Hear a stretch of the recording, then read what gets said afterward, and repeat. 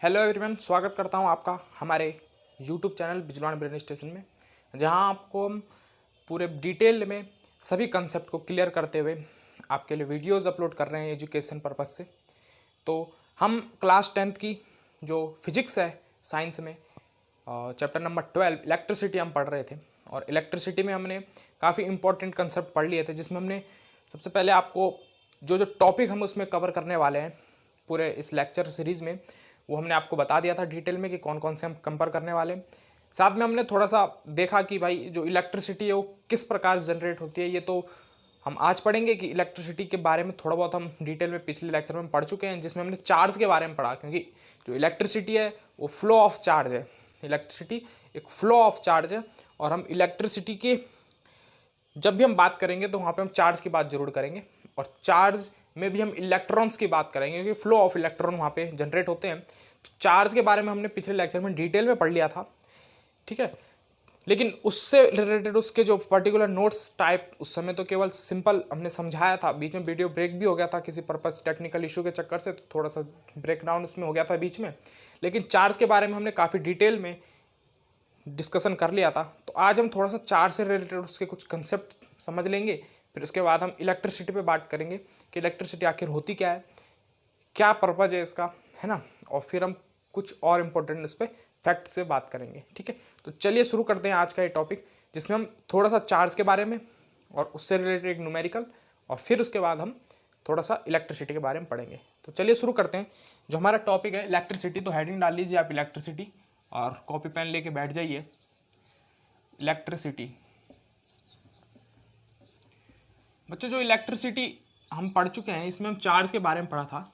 Charge मैंने बताया था बच्चों, चार्ज एक ऐसी प्रॉपर्टी है जो किसी भी मैटर में एग्जिस्ट करती है। हर एक मैटर में, जैसे मैटर के पास कई प्रॉपर्टी होती है। मैटर क्या होता है कि एक ऐसा मटेरियल जो क्या करे, स्पेस ऑक्यूपाई करे, है ना।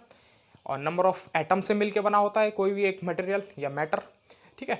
तो मैटर की एक प्रॉपर्टी ये भी है कि उसके पास चार्ज होना बहुत जरूरी है, ठीक है। तो चार्ज उसकी एक प्रॉपर्टी हो जाती है। तो यहाँ पे हम लिख सकते हैं जो चार्ज हम कह सकते हैं, चार्ज क्या है, it is the property, it is the property of matter, it is the property of matter, property of matter which comes from, yeah, which comes in an object, which comes from in an object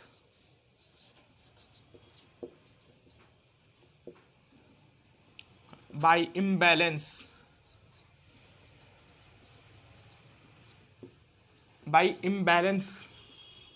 of imbalance of proton, imbalance of number of proton and neutron, imbalance of number of proton, imbalance of number of proton and neutron, sorry, number of proton and electrons, ठीक है। तो ये एक property है matter की, which comes in an object imbalance of an imbalance of number of proton and electron in an atom, in an atom, in an atom, ठीक है। ये एक मैटर की प्रॉपर्टी है जिस जो क्या होती है, जनरेट करती है चार्ज को, कब, जब इसके नंबर ऑफ प्रोटॉन और नंबर ऑफ इलेक्ट्रॉन में चेंज आता है, जब इनका जो इवननेस है वो अनइवननेस में कन्वर्ट हो जाती है, ठीक है ना। तो ये डिटेल में हम पिछले लेक्चर में पढ़ चुके हैं, आप वहाँ से जाके उसे देख सकते हैं, ठीक है।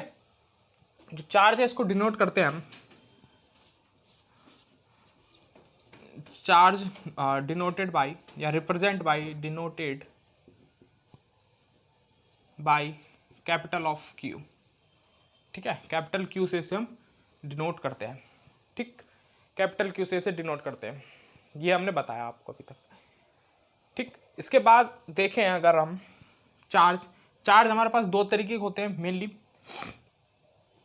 Positive charge, types of charge में हम देखें अगर, टाइप्स ऑफ चार्ज,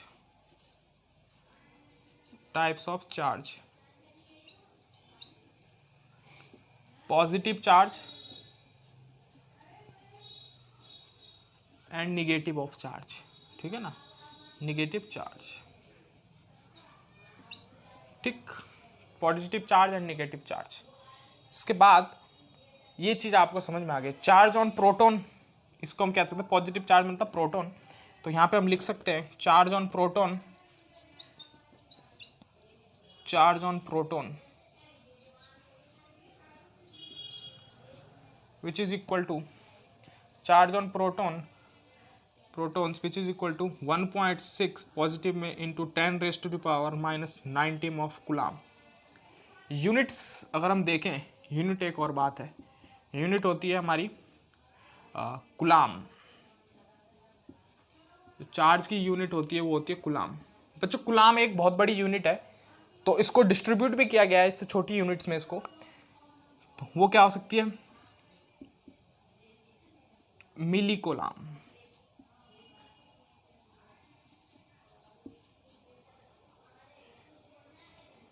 इसको पहले हम यहाँ पे देख लें, चार्ज ऑन प्रोटॉन हमारा हो गया, charge on neutron, sorry neutron लिख रहा हूँ बार बार, फ्लो वैसा बन गया है, electron -1.6 into 10 raise to the power -19 coulomb.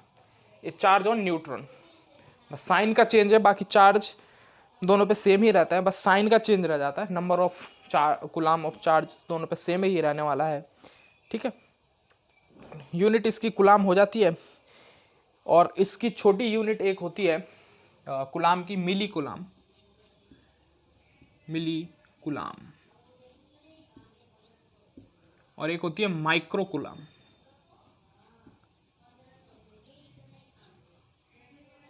ठीक है ना, मिली कूलाम और माइक्रो कूलाम। मिली कूलाम को रिप्रेजेंट करने का जो तरीका है हमारा, उसे हम करते हैं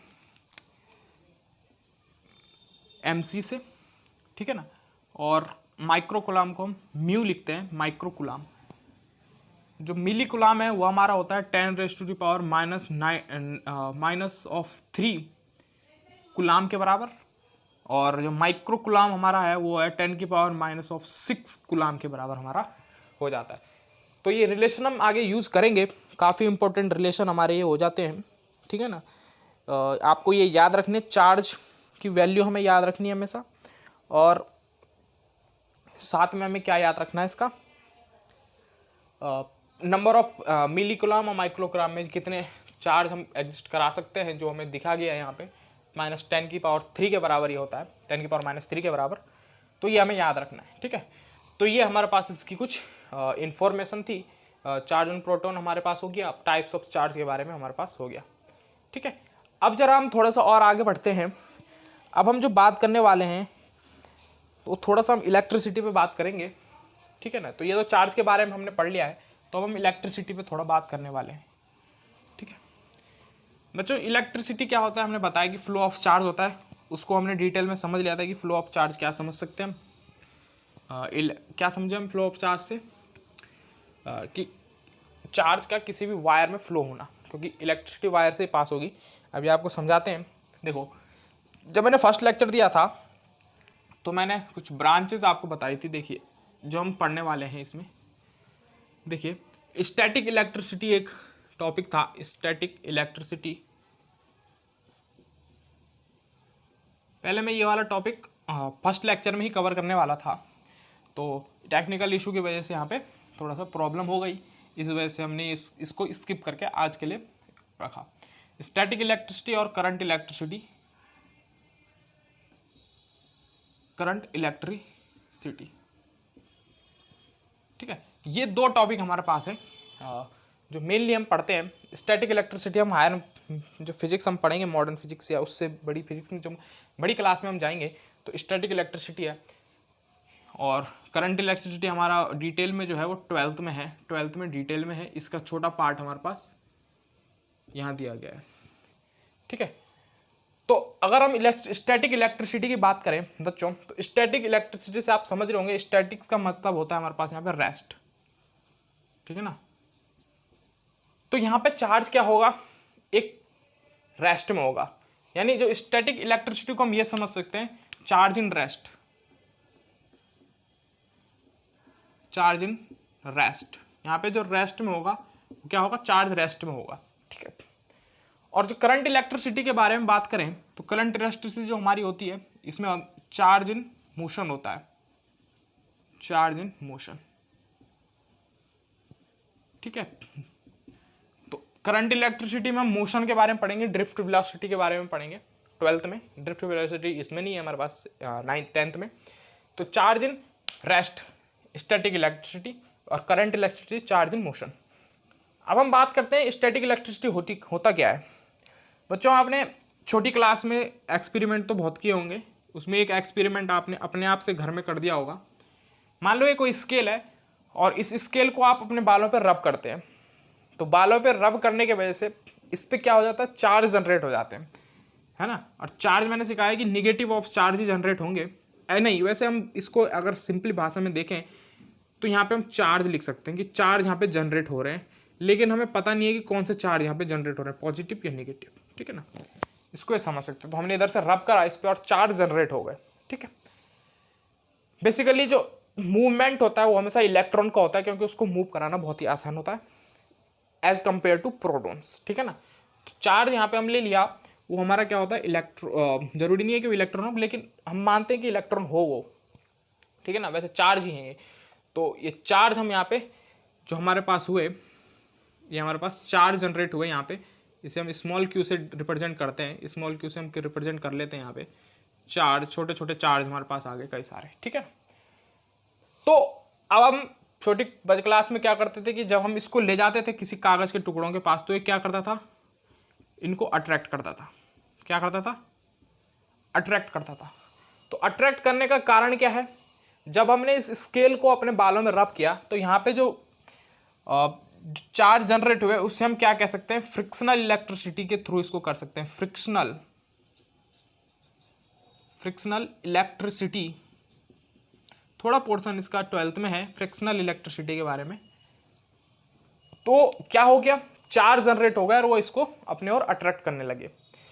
तो केस क्या हुआ, देखो यहाँ पे जो स्केल है, यहाँ पे हमने स्केल लिया है प्लास्टिक वाला, विच इज इंसुलेटर, प्लास्टिक इसे कह सकते हो, ठीक है ना। इंसुलेटर पे बात कर रहे हैं बच्चों यहाँ पे, ठीक। तो अगर इंसुलेटर को हमने चार्ज किया है तो वो पर्टिकुलर एक फिक्स पॉइंट तक ही चार्ज रहा, there is no transfer of charge, ठीक है ना। फ्लो ऑफ चार्ज कोई नहीं बना, केवल एक पर्टिकुलर प्लेस पे वो चार्ज हो गया। अगर हम इधर से स्केल कागज के पास ले गए, टुकड़ों के पास, तो वहां से अट्रैक्ट नहीं होगा, लेकिन जिधर हमने रब किया उसको वहां पे वो चार्ज हो जाएगा, तो वहां पे हमारे पास चार्ज मिलेंगे और जिससे वजह से वो पार्टिकल्स को अट्रैक्ट करेंगे अपनी ओर, ठीक है। तो फ्रिक्शनल इलेक्ट्रिसिटी यहाँ पे जनरेट हुई। सर्दियों में हम क्या करते हैं, अपने हाथों को रब करते हैं, तो हाथों को जब रब करते हैं तो हमारे हाथ से हीट जनरेट हो जाती है, हम गर्म हो जाते हैं हमारे हाथ। तो उसका कारण क्या है, फ्रिक्शनल इलेक्ट्रिसिटी, चार्ज हमारे हाथों में प्रोड्यूस हो गए। अब ये मत कह देना कि सर हम कंडक्टर है, हमारे अंदर इलेक्ट्रिसिटी पास हो जाती है, ठीक है ना।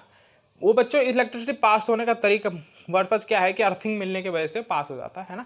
ऐसा एक्सपेरिमेंट हम जब करेंगे आगे तो समझ में आएंगे आपको, ठीक है ना। काफ़ी यूट्यूब में एक्सपेरिमेंट कर गया है कि भाई दोनों तारों को जीप से लगा दिया या पानी में डाल दिया है तो ट्रांसफर ऑफ चार्ज करंट नहीं हो रहा है ना। उसका भी एक अलग सीक्वेंस है फिजिक्स में, किस तरीके से फ्लो ऑफ करंट हमारे बॉडी में होता है, ठीक है ना, वो समझेंगे आगे। लेकिन यहाँ पे जब हम रब करते हैं हाथों को तो हमारे हाथ गर्म हो जाते हैं, फ्रिक्शनल इलेक्ट्रिसिटी के कारण हमारे यहाँ पे हाथ में रब हो जाता है और वो हमारे हाथ हीट करते हैं, ठीक। तो यहाँ पे rest of electricity, static electricity के बारे में बात कर रहे थे, चार्ज इन रेस्ट में यहाँ पे, ठीक है ना। यहाँ पे चार्ज रेस्ट में रहेगा। करंट इलेक्ट्रिसिटी में बात करें तो हमने स्केल लिया, मेटल का स्केल हमारे पास लिया, मेटल के स्केल आते हैं, मार पड़ती थी जिससे, मेटल का स्केल हमने लिया और इसको हमने सेम पॉइंट से रब कर दिया। तो मेटल क्या है, गुड कंडक्टर ऑफ इलेक्ट्रिसिटी, या गुड कंडक्टर इसे कह सकते हैं, गुड कंडक्टर। तो ये क्या करेगा, चार्ज को पूरी बॉडी में फ्लो करा देगा, स्केल की पूरी बॉडी में फ्लो करा देगा, जिस वजह से क्या होगा, चार्ज डिस्ट्रीब्यूट हो गया अलग जगह। तो जब हम चार्ज इसको कागज़ के पास या कुछ पार्टिकल के पास ले जाएंगे तो अट्रैक्ट नहीं करेगा, तो ये अट्रैक्ट नहीं करेगा। तो इसे ही हम क्या कर देते हैं, करंट इलेक्ट्रिसिटी यानी मूविंग ऑफ चार्ज, चार्ज का मूवमेंट यहाँ पे हो रहा है, ठीक है ना। तो एक गुड कंडक्टर ऑफ इलेक्ट्रिसिटी के थ्रू हो जाता है। तो ये तो चलिए बच्चों, आज की वीडियो के लिए इतना ही, मिलते हैं नेक्स्ट वीडियो में, तब तक के लिए धन्यवाद।